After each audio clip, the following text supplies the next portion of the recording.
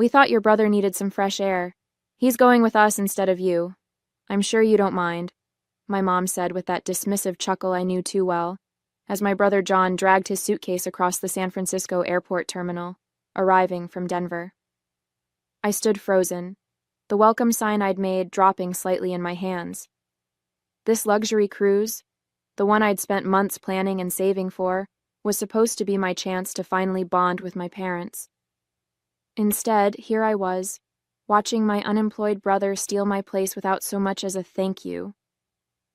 My name is Marianne Thompson, and at 35, I've built a successful life for myself in San Francisco, far from my family's constant disappointments. I'd saved for nearly a year to afford this 5-day cruise, working extra projects and giving up vacations of my own. The presidential suite, the premium dining package, the exclusive shore excursions. I'd carefully chosen every detail to make it perfect. Perfect for the three of us, me, my mom, and my dad. Not for my 37-year-old brother who still lives in their basement playing video games all day while they pay his bills. When I let them fill out the online forms for the trip I had paid, I never expected them to put my brother's name instead of mine. "John gets seasick if he sits in the back," my mom announced, already ushering him toward the passenger seat of my rental car. My dad stood quietly behind them, avoiding my eyes like he always did when they pulled stunts like this. I watched as John sprawled out in what should have been my seat, immediately pulling out his phone to check his gaming notifications. The cruise documents in my bag suddenly felt heavy, all those carefully planned dinner reservations and excursions I'd booked, now useless. "The cruise line needs advance notice for passenger changes," I said quietly, knowing it wouldn't matter. My mom waved her hand dismissively. "Oh, we already took care of that weeks ago. We just transferred your spot to John's name. The resort confirmed everything yesterday." The casual way she said it, like replacing me was the most natural thing in the world, made my stomach twist. I gripped my car keys tighter, feeling the metal bite into my palm as I forced myself to smile. Some part of me knew, standing there in that crowded airport terminal, that this moment would change everything. The happy families rushing past us, the excited chatter of vacation goers, it all felt like a cruel mockery of what this trip was supposed to be. As I loaded their luggage into the trunk, I could hear my mom already telling John about the spa treatments I'd booked for what was supposed to be our mother-daughter day at sea. The drive to the port felt like watching a movie of my life on repeat. Every mile marker brought back another memory of being pushed aside for John. Growing up in Denver, our roles were clearly defined. John was the one who needed support, while I was the one who could handle things on my own. When I got a full scholarship to college in San Francisco, my parents barely acknowledged it because they were too busy consoling John about his latest failed job interview. When I landed my first executive position, my mom's only response was to ask if I could send more money to help with John's gaming equipment. I'd tried everything to win their approval. Every achievement, every milestone was another attempt to prove I was worth their attention. My apartment in San Francisco's Pacific Heights, the one I'd worked 60-hour weeks to afford, sat empty more weekends than not because I was always flying back to Denver, trying to be there for family dinners that inevitably turned into celebrations of John's latest non-accomplishment. "Your brother's thinking about maybe taking some online classes," my mom would gush, while my recent promotion went unmentioned. My dad would just sit there, nodding along, occasionally throwing me apologetic glances that meant nothing without action behind them. This cruise was supposed to be different. I'd spent months planning every detail, imagining how proud they'd be when they saw the luxury suite I'd booked, how impressed they'd be with the exclusive restaurants I'd reserved. I kept picturing my mom's face when she saw the private balcony with its own hot tub, my dad's reaction to the premium wine package I'd arranged. For once, I thought, they'd see me, really see me, and understand how much I'd accomplished, how far I'd come. Instead, here I was, listening to John complain about the car's air conditioning while my mom reminded me to drive carefully because your brother gets car sick. The leather steering wheel felt slick under my sweaty palms as we approached the cruise ship area. Through the rearview mirror, I could see my mom showing John photos of the suite on her phone, the suite I'd spent countless extra hours at work to afford. "Look at this infinity pool," she exclaimed. "It's exactly what you need to relax, sweetie." I tightened my grip on the wheel, wondering if they'd even notice the tears I was blinking back. The worst part wasn't even losing my place on the cruise. It was realizing that they'd probably planned this switch weeks ago, never once considering how it would make me feel. The cruise terminal loomed ahead, its massive white structure gleaming in the California sun. My mom was practically bouncing with excitement as I unloaded their luggage, while John hadn't even bothered to help, too busy texting his gaming friends about his upcoming vacation. I watched as one of the porters wheeled away their bags, my carefully packed overnight bag still sitting untouched in the trunk. The bag I'd filled with new sundresses and sandals, planning for dinners I'd never attend, memories I'd never make. "You'll take lots of pictures, right?" I heard myself asking, my voice sounding hollow even to my own ears. My mom was already digging through her purse for their boarding passes, the ones I'd originally booked in my name. "Oh, of course, we'll show you everything when we get back," she replied, not even looking up. My dad at least had the decency to look uncomfortable, shifting his weight from foot to foot as he stood there. "Thanks for the ride, honey," he mumbled, before my mom called him over to handle the check-in process. I stood rooted to the spot, watching as they made their way through security. John turned back once, not to thank me, but to ask if I'd remembered to pack his motion sickness pills in his carry-on. The same pills I'd packed for myself, now transferred to his bag without my knowledge. Through the terminal windows, I could see the massive cruise ship, its pristine white hull stretching toward the sky. The ship I'd spent months researching, reading every review, studying deck plans late into the night to pick the perfect suite location. As they disappeared into the terminal, I felt something inside me shift. Years of swallowed hurt, of pushed-down anger, of trying to be the good daughter who never complained. It all crystallized into a single clear thought. I was done. Done trying to prove my worth to people who would never see it. Done competing with a brother who didn't even have to try. Done being the afterthought in my own family. Getting back into my rental car, I made a decision that would change everything. If my family wanted to act like I didn't exist, I would finally give them what they wanted. Complete silence. No calls, no texts, no emails. Let them have their cruise. It would be the last thing they ever got from me. As I pulled away from the terminal, I could see them in my rearview mirror, already laughing and chatting as they headed toward their vacation. My vacation. But for the first time in my life, their happiness didn't make me feel small. Instead, it made me feel powerful. Because I knew something they didn't. This was the last time they would ever take me for granted. The first call from my mom came just hours after they set sail. "The suite is gorgeous, honey. John just loves the private balcony. You should see how relaxed he looks already." Her voicemail was full of details about how much my brother was enjoying the amenities I'd paid for. I deleted it without responding. The second call came during their first dinner at the upscale steakhouse I'd reserved months in advance. "The Wagyu beef is amazing. Your brother says it's the best meal he's ever had." Delete. By day 3 of their cruise, my mom's messages had taken on a slightly confused tone. "Marianne, why aren't you answering? We sent you some photos of the spa day. The massage therapist said it was just what John needed for his gaming-related back pain." My dad left one awkward voicemail, mostly filled with uncomfortable pauses, and a half-hearted, "Hope you're doing well." John predictably didn't bother to call at all. I imagined him sprawled on the balcony lounger I'd picked out, probably complaining about the ocean being too loud while he played games on his phone. I threw myself into work that week, staying late at the office, taking on extra projects, anything to keep my mind off what was happening on that ship. But every ping of my phone, every new voicemail notification, sent a fresh wave of anger through me. The photos they kept sending were the worst. My brother posing in front of the infinity pool I'd dreamed of swimming in. My parents beaming at the candlelit dinner I'd planned as a special moment with them. Each image was like a knife twisting in my gut, but it also strengthened my resolve. "Sweetie, we're back home now," my mom's latest voicemail chirped. "John had such a wonderful time. It was exactly what he needed. We have so many stories to tell you. Call us back. I stared at my phone, remembering all the times I'd rushed to return their calls, desperate for their approval. Not this time.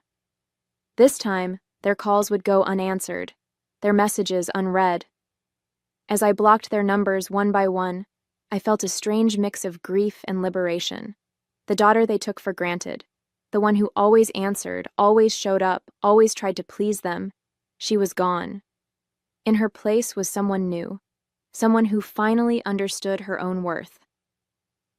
2 weeks after their return, the desperate attempts to reach me intensified. My parents began calling my office, prompting my assistant to politely inform them that I was unavailable. They tried emailing, texting from different numbers, even reaching out through my cousins on social media. Each attempt met the same wall of silence.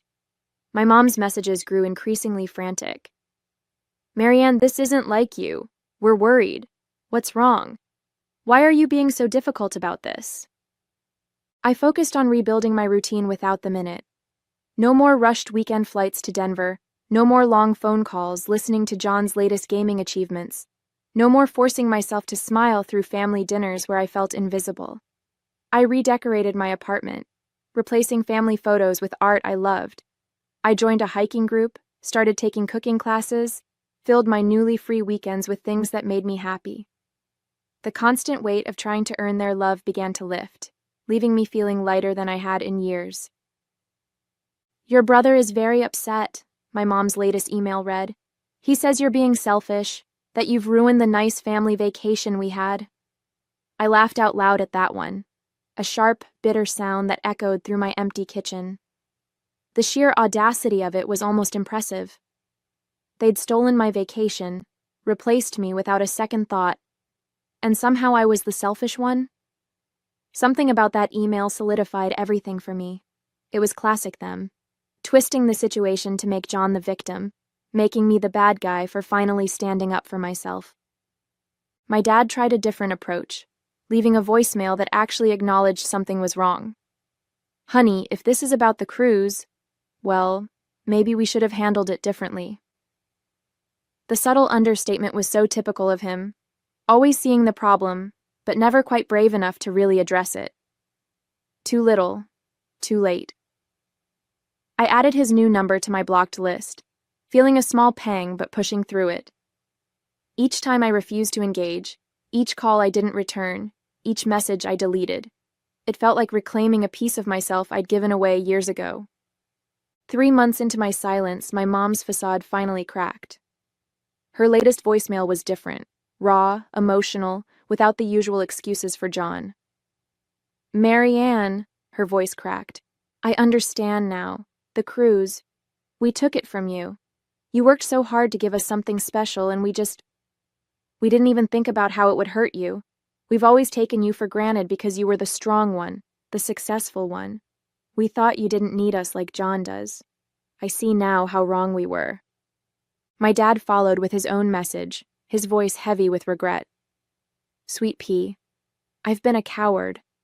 All these years I've watched your mother and brother dismiss your achievements, and I never stood up for you. I just let it happen because it was easier than rocking the boat. You deserved better from me. You deserved better from all of us." For the first time, I heard real pain in his voice, not just discomfort. The most telling response came from John, complete silence. No apologies, no acknowledgement of what he'd done. In his mind, he probably still saw himself as the victim, but his silence spoke volumes, highlighting exactly why I'd needed to step away. While my parents were finally facing their mistakes, he remained unchanged, entitled, expecting the world to revolve around him. I sat in my home office, looking out over the San Francisco skyline as I listened to their messages. The sun was setting, painting the bay in shades of gold and pink, and I felt a profound sense of peace wash over me. Their belated recognition of their behavior didn't fix the years of hurt, didn't erase the pain of being replaced on that cruise, but it validated my decision to stand up for myself. Their desperation to reach me proved what I'd suspected all along. They'd only valued me when they couldn't take me for granted anymore. Later that evening, as I deleted their latest messages, I caught my reflection in the window. Shoulders back, head high, a quiet confidence in my expression that hadn't been there before. The daughter who would have done anything for their approval was gone. In her place stood a woman who finally understood that their approval had never been worth the price they demanded. 6 months into my silence, my life had transformed in ways I never expected. Without the constant drain of trying to please my family, I found energy I didn't know I had. I redecorated my apartment, replacing the beige walls my mom had insisted on with bold colors I loved. The formal living room furniture that had sat unused, bought because my mom said it made me look established, was donated and replaced with comfortable pieces that actually fit my style. Each change felt like reclaiming another piece of myself. My weekends, once devoted to exhausting flights to Denver and endless family obligations, became mine again. I joined a women's hiking group, started taking photography classes, and even began learning to sail on the bay, something I'd always wanted to try but never had time for. The money I'd once spent on plane tickets and gifts for John now went into my own adventures. I started a travel fund, planning trips for myself instead of expensive presents for others who didn't appreciate them. Work changed too. Without the constant interruptions from my mom's dramatic calls about John's latest crisis, I found myself more focused, more creative. I got another promotion, this time allowing myself to really celebrate it instead of downplaying it to avoid making my brother feel bad. My colleagues noticed the change in me, commented on my newfound confidence, the way I spoke up more in meetings, how I seemed more present and engaged. The hardest part wasn't the silence itself. It was handling the waves of guilt that sometimes crashed over me late at night. Years of conditioning had taught me that I was responsible for my family's happiness, that setting boundaries made me selfish. But as the months passed, those waves of guilt grew weaker. I started seeing a therapist who helped me understand that my family's behavior wasn't just thoughtless. It was emotional abuse. She helped me see that my silence wasn't punishment. It was protection. Their messages continued, evolving from angry demands to desperate pleas. My mom's latest email was particularly revealing. "We never realized how much we depended on you until you were gone. John's struggling without your help, and we don't know what to do." It was telling that even in her apology, she was still focusing on John's needs. But for the first time, I felt no urge to rush in and fix things. Their struggles weren't my responsibility anymore.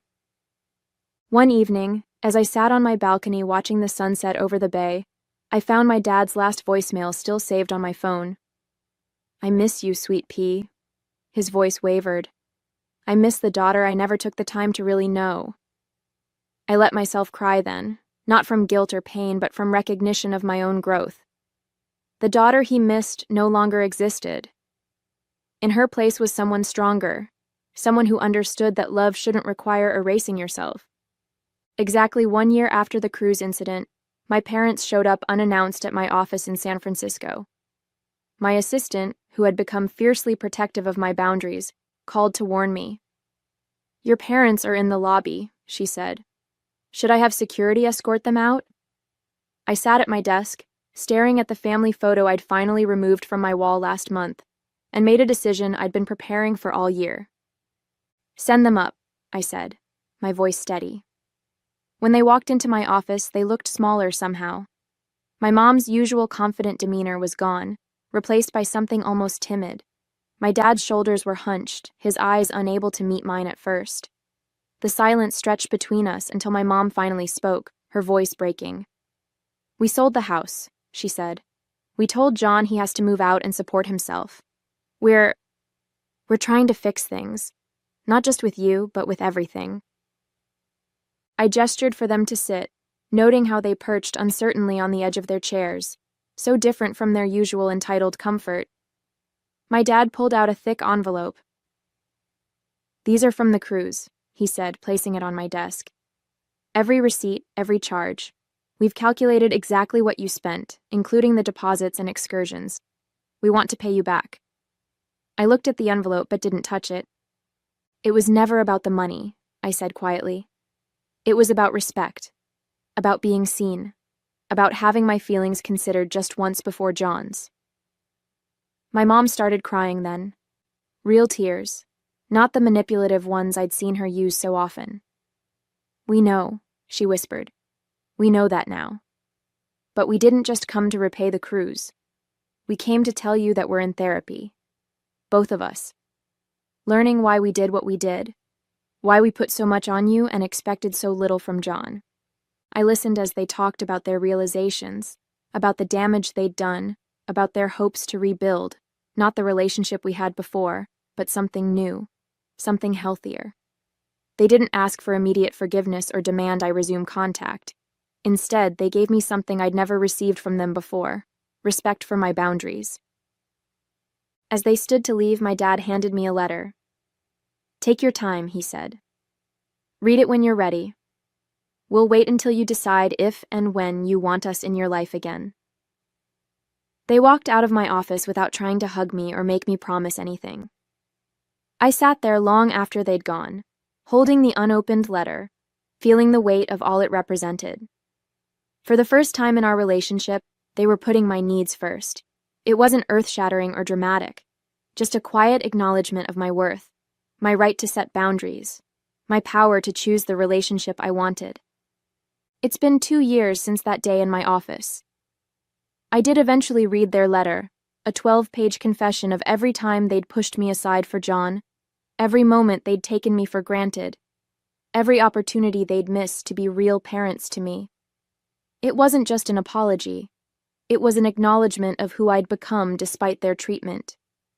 They wrote about watching me from afar this past year, seeing my success, my strength, my refusal to shrink myself anymore. John never did apologize. Last I heard, he was finally working at a local gaming store, forced to support himself for the first time at 39.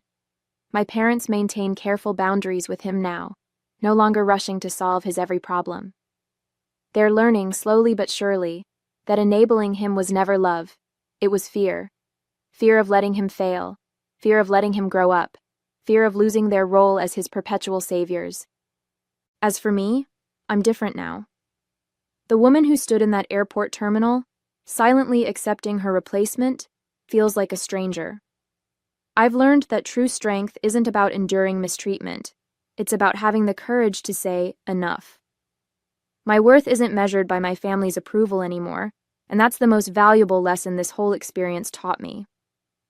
I've started rebuilding a relationship with my parents on my own terms. We meet once every few months, just quiet conversations where they listen more than they talk. My mom no longer launches into stories about John the moment we sit down. My dad has found his voice, sharing his own thoughts instead of just nodding along with whatever my mom says. It's not perfect, but it's real, and that's all I ever wanted. Last week, my dad called just to tell me he was proud of the woman I've become, not because of my success or achievements, but because I finally stood up for myself. "You taught us how to be better parents," he said, "by showing us what we stood to lose." My mom added that watching me build my life this past year helped her understand what she'd been doing wrong all along. "We kept trying to make you smaller," she admitted, "when we should have been helping you shine. Sometimes I think back to that cruise they took without me. What felt like the ultimate betrayal became the catalyst for my transformation. By replacing me on that ship, they actually set me free. Free to become someone who would never again accept being an afterthought in her own life."